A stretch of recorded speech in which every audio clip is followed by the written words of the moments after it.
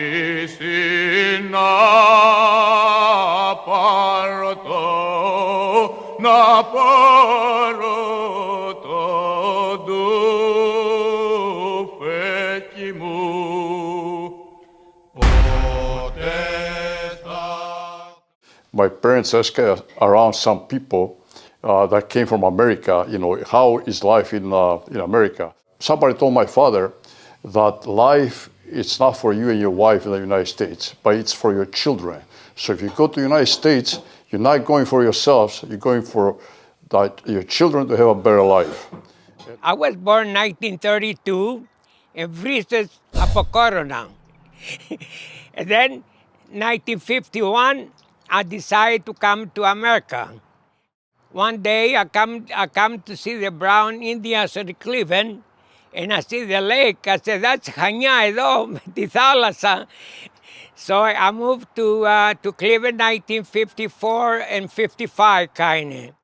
When I come to Cleveland 1954, I found the Lesky downtown in Prospect, and that was my home. The beautiful Cretan people, they all come in nicely, and we talk Bilagame Kritika, and then I was home since that time, and I become Cretan. I joined the club 1957. Είχα 4 κοριτσάκια και σκέφτηκα πως άμα μεγαλώσουνε, εκεί οι γαμπροί θέλανε σπίτια, θέλανε λίρες.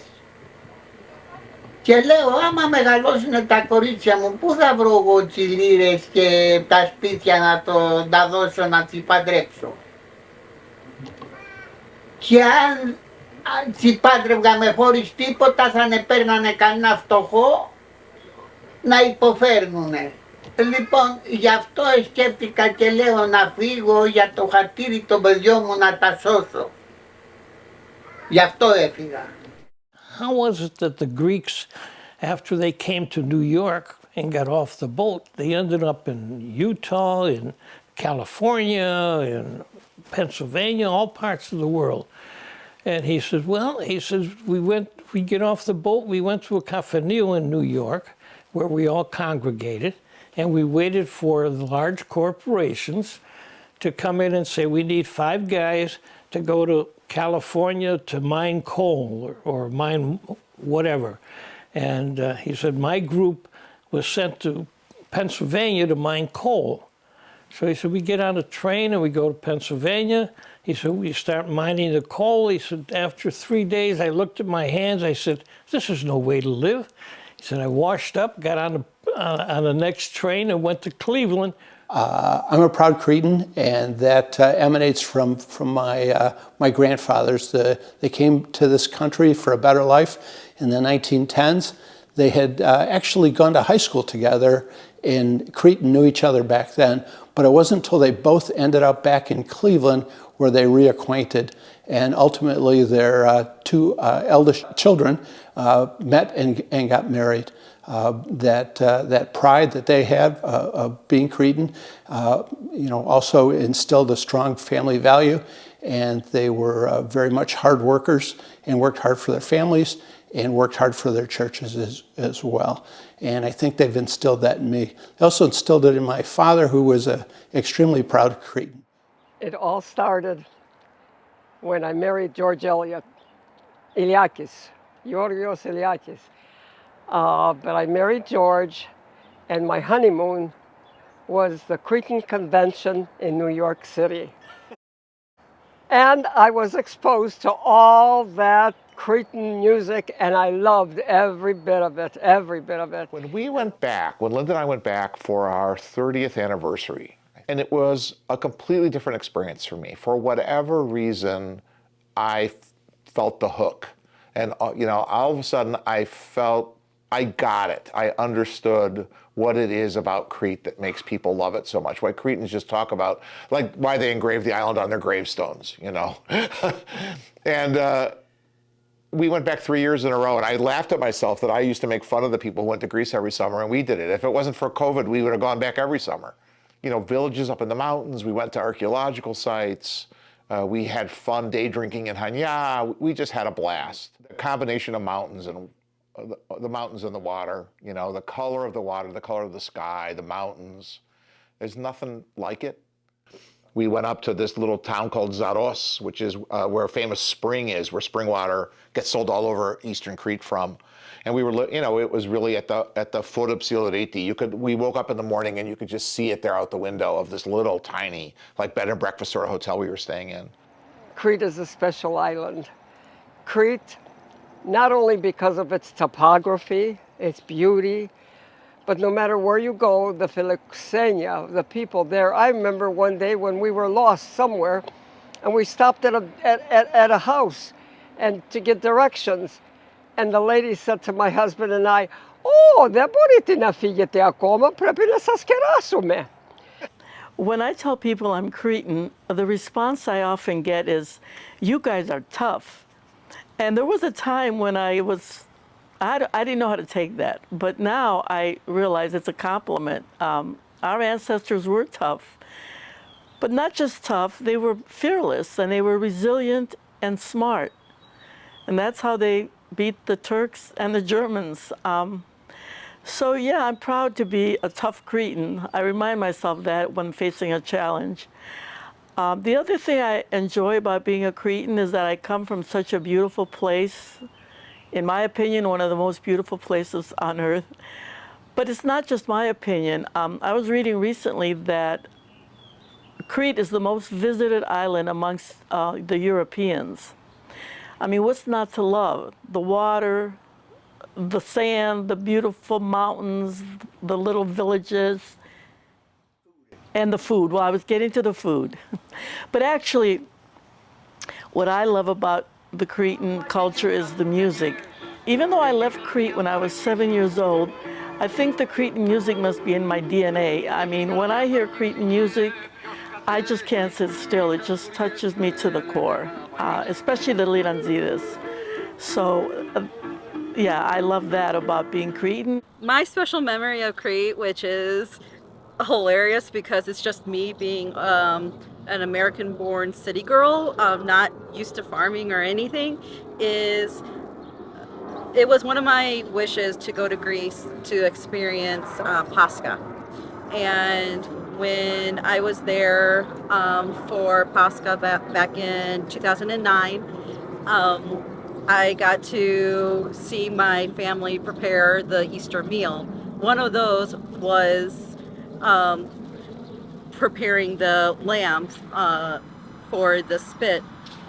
And I'll never forget when they wanted us to take a picture standing, my best friend and I standing right in front of a bloody lamb carcass. It's my heritage. I can't explain it better than that. I embrace it. I'm trying to maintain that heritage with the Lesky being involved as vice president and trying to make things still work. And so he was very close to the relatives over there who were very tough guerrilla warriors during World War II.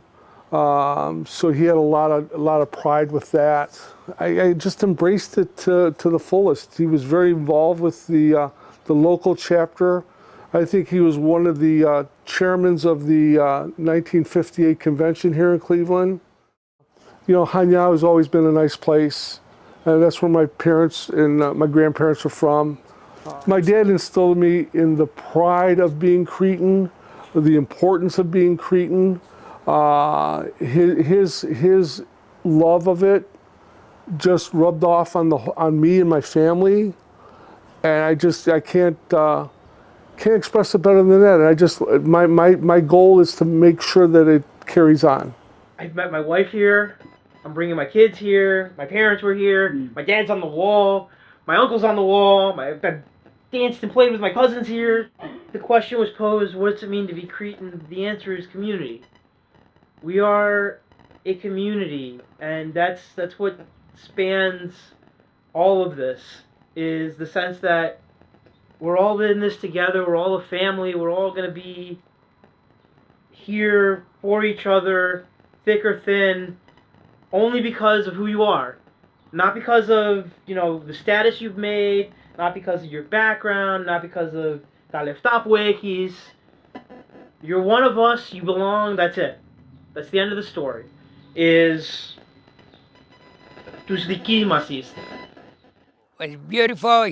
First of all, you have a beautiful girls.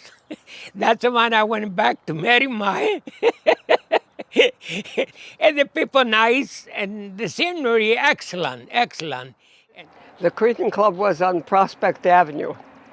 On Prospect Avenue, it was upstairs from another bar, and we had to walk up the steps, of course. And Mr. Frank Volani was the chef over there, and he'd be preparing the food. That's where all the dances were held. George Hochlakis was instrumental in finding the building, which is now our home, our Silowo. And we lucked out because Mr. George Baruch at that time joined our club, and he said that he would donate the money so that we can expand the club. And it is today what it is because of the big donation that Mr. Baruch gave us to do that building. And we also now hold festivals. Every year, it started out with a 2-day festival, and now it has become a 4-day festival. I remember going back, when I left from Crete. I remember vividly in the airplane looking out the window, and see Crete disappearing from the horizon. At that moment, there was 1,000 emotions inside me that I felt. One of the things I thought is that it's not meant for me to live in this heroic place. At that time, I felt that every immigrant that left from Crete, from Greece to come to the United States must have felt the same way. And I can say also that our churches here, they're very central to our Greek community. Sometimes we get so caught up, in egos that we forget what we are here for, what we are helping here. And so I hope that we leave those aside and we do it for our culture. We work hard and we support our communities because we want to perpetuate our culture, not for our own benefit, not for our egos, not for our own satisfaction, but for the benefit of dreaming that we can keep our culture going in this country.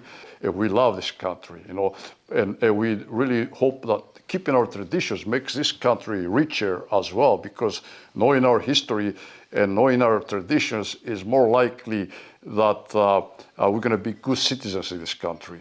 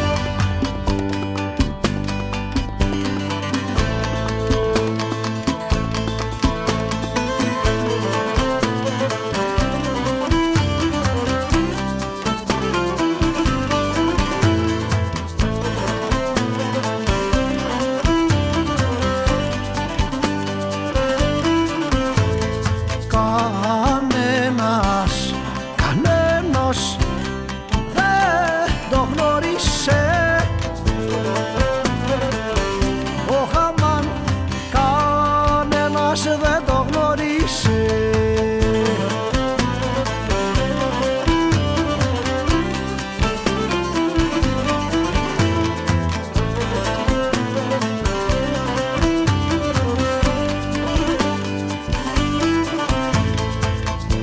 Κανένας δεν το γνώρισε το μυστικό του κόσμου.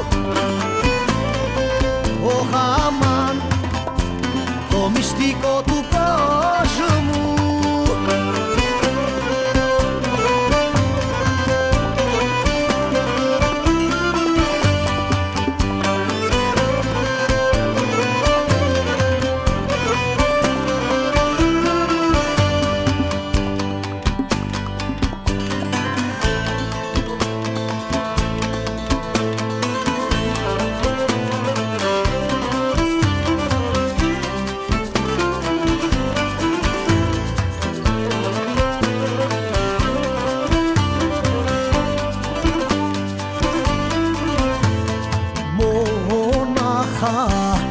Μονάχα αυτός που βρέθηκε, ο Χαμάν, μονάχα αυτός που βρέθηκε.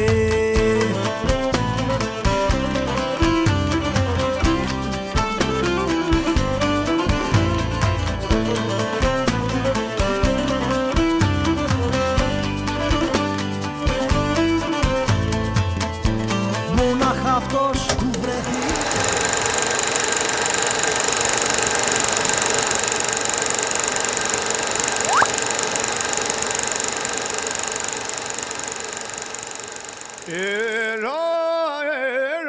Μικρή μου ρεμονιά μου, μα η ρεμονιά περέχτηκα. Σαν ρομυράς πέφτει για ένα κρανθί ρεμό να ανθώ, να με αποδώσει κρέφτη. Έλα,